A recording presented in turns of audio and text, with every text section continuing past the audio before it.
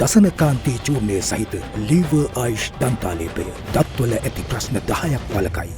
President Ranil Wickremesinghe and Minister of Foreign Affairs Ali Sabri participated in the 75th anniversary celebrations of India's independence in Colombo yesterday.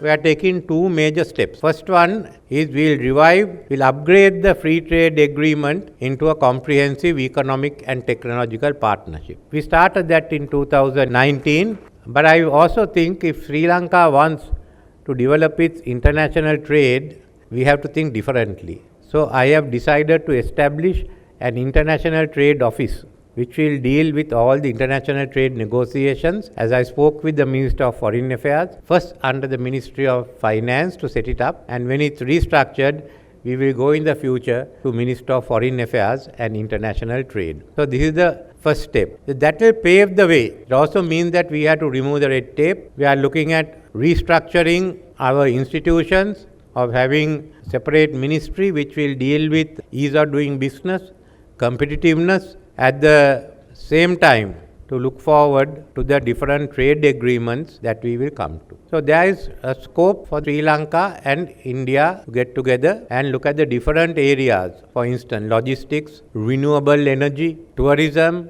trade, IT. There are many areas which we can work together. And we should work together for the benefit of our two countries. Secondly, we are looking at all the projects which India and Sri Lanka had agreed to, but unfortunately it had got delayed at the Sri Lankan end.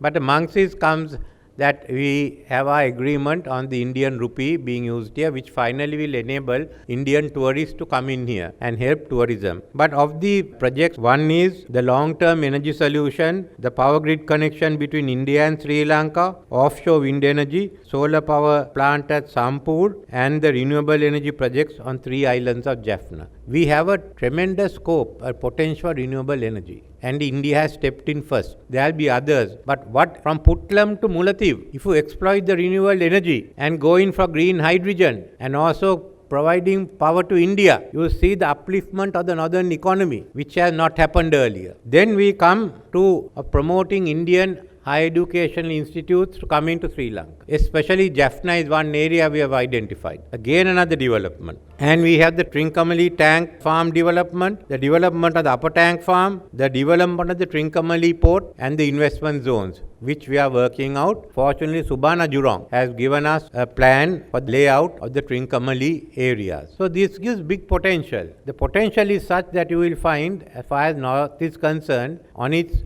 western side will be renewable energy and its eastern side a port. So that will contribute to the development of the North.